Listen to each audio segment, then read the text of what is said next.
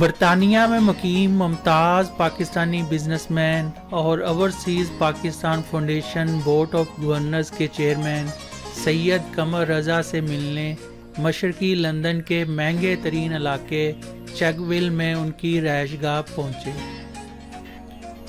وسیع و عریض رقبے پر پھیلا خوبصورت گھر کامیاب بزنس مین جبکہ مہنگی گاڑیاں ان کے ذوق اور شوق کو نمایاں طور پر اجاگر کر رہی تھیں۔ گھر کے مرکزی دروازے پر بڑی گرم جوشی سے ملے اور استقبال کیا۔ گھر کی اندرونی سجاوٹ ان کی شان و شوکت اور ذوق کی عکاسی کر رہی تھی۔ شاہ صاحب، برطانیہ میں آپ کافی عرصے سے مقیم ہیں، سیاست میں آئے، کاروبار میں آئے تو کاروبار میں نام کیا، اب پاکستان اوورسیز فاؤنڈیشن کا چیئرمین، یہ سارا سفر کیسے دیکھتے ہیں آپ؟ بسم اللہ الرحمن الرحیم، بہت شکریہ جی آپ کے ٹائم کا۔ دیکھیں سر، اگر نیت صاف ہو اور لگن سچی ہو تو منزل مل جاتی ہے، چاہے کاروبار ہو، چاہے سیاست ہو یا سوشل ورک ہو۔ اگر آپ خلوص نیت سے کوئی بھی کام کریں گے تو انشاءاللہ آپ منزل پائیں گے۔ شاہ صاحب، اوورسیز پاکستان فاؤنڈیشن کیا ہے؟ مڈل ایسٹ کی بات کی جائے تو وہاں پہ تو مسائل ہیں، لیکن جو ایڈوانس کنٹری ہیں جیسے برطانیہ ہے، اس میں لوگوں کو پتہ ہی نہیں ہے پاکستان اوورسیز فاؤنڈیشن کیا ہے، اس کے مقاصد کیا ہیں۔ کچھ بتائیں کہ لوگوں کو یہ اوورسیز پاکستان کتنے کنٹریز میں ہے اور یہ کیا کیا کام سر انجام دیتی ہے؟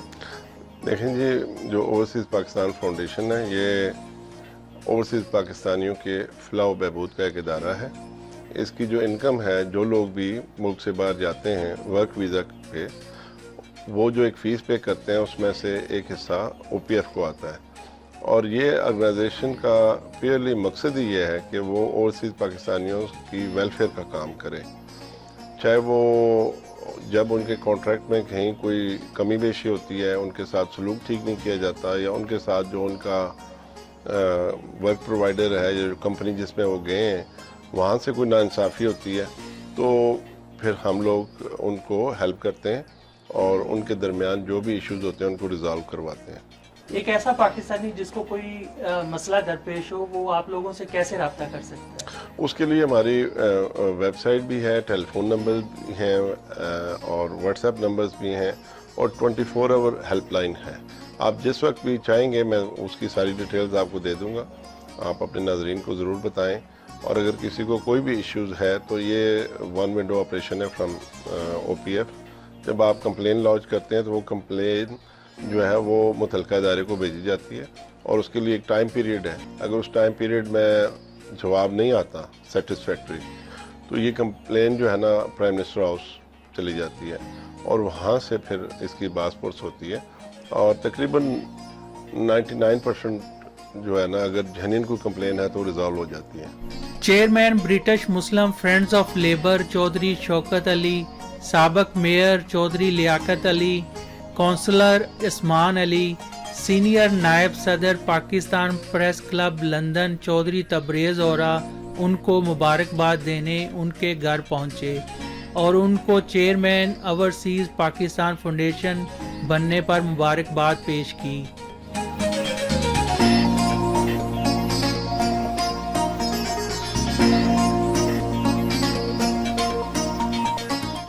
سر، میں سمجھتا ہوں یہ بہت اچھی خبر ہے، آپ کو بہت بہت کنگریچولیشن کہ ہم خوش ہیں کہ یو کے جو مسئلے مسائل جانتے ہیں وہ ماشاءاللہ انچارج بنے ہیں، we really grateful.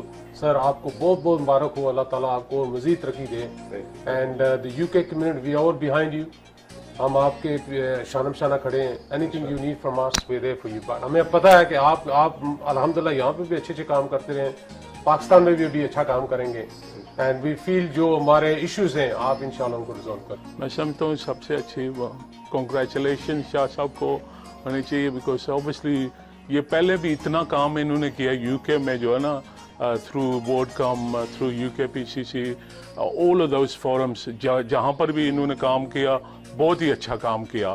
So there was a bright person.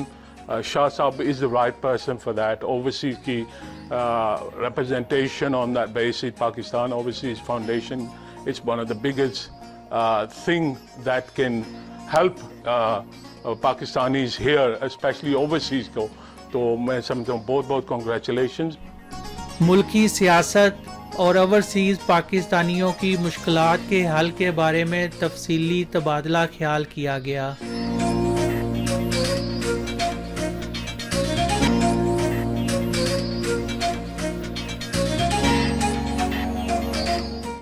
جب سے آپ نے یہ عہدہ سنبھالا ہے کون سا ایسا مسئلہ آپ کو لگا ہے کہ اوورسیز پاکستانیوں کا ٹاپ پرائرٹی پہ حل ہونا چاہیے؟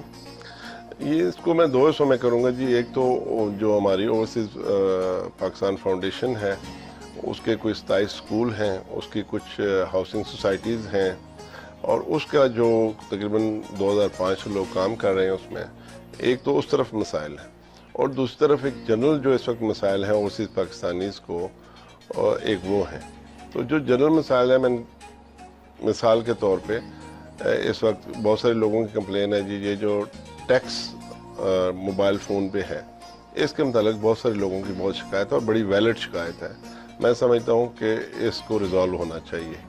یہ کسی بھی صورت میں انصاف نہیں ہے اور نہ ہی کوئی مناسب ٹیکس ہے اور نہ ہی یہ جائز ٹیکس ہے, میں اس کو یہ کہوں گا, جو کہ پچھلی حکومت میں لگا تھا.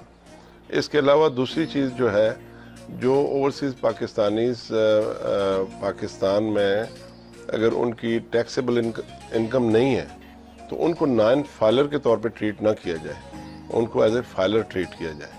تو یہ بھی ایک ہماری ریکویسٹ ہے حکومت پاکستان کے سامنے کہ اگر ایک اوورسیز پاکستانی پاکستان آ رہا ہے تو اس کو جو ٹیکس ہے نان فائلر والا نہ پڑے اگر اس کی ٹیکسیبل انکم نہیں ہے پاکستان میں. تو دوسرا مسئلہ یہ ہے. تیسرا مسئلہ یہ ہے کہ لوگوں کی جو پاکستان میں جائیداد ہے, کئی لوگوں کے پیرنٹس کی جائیداد تھی, اب وہ پاکستان دوبارہ سمجھتے ہیں کہ ان کو پیسوں کی جس ملک میں وہ رہتے ہیں وہاں پہ ضرورت ہے.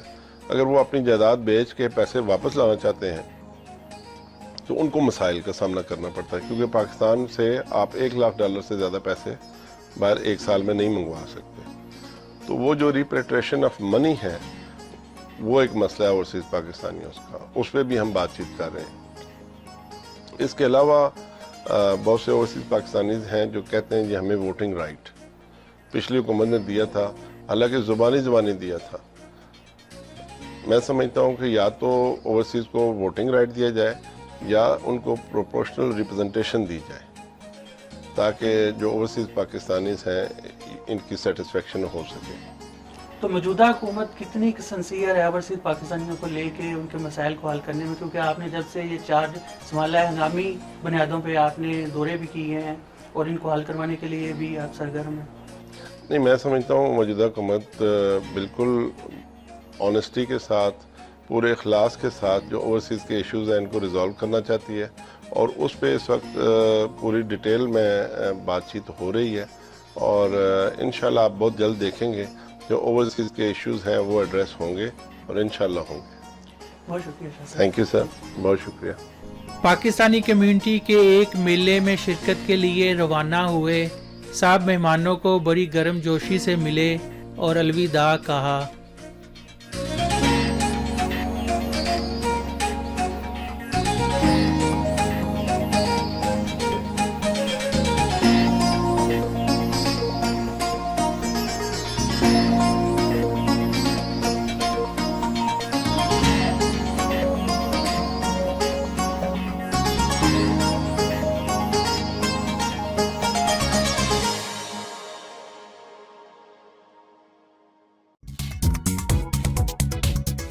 خبر کی تلاش اور اس کے پیچھے چھپے سب راز. صحافت ہے مشکل سفر مگر دیں گے ہر خبر کو ایک نیا انداز. کاویہ مصابی موجود ہیں. میں موجود ہوں اس وقت 10 ڈاؤننگ اسٹریٹ برطانوی وزیر اعظم کی رہائش گاہ کے باہر. آزادانہ خبریں اور تجزیے سامنے لائیں گے کمیونٹی کے سب مسائل. بہت بہت شکریہ بٹی صاحب, تھینک یو ویری مچ. تو ہم جو لاسٹ ہم نے جو بھٹو صاحب اسٹینڈ ہوپ ہاؤس جو کہ حسن نواز کا آفس ہے. برطانیہ میں دنیا کی بہترین ورچوئل ٹیکنالوجی کے ساتھ لندن کی 10 ڈاؤننگ اسٹریٹ کے باہر پارلیمنٹ ہاؤس لندن کے باہر. تھینک یو سو مچ بٹی صاحب. بٹی صاحب سب سے پہلے تو میں یہ کہوں گا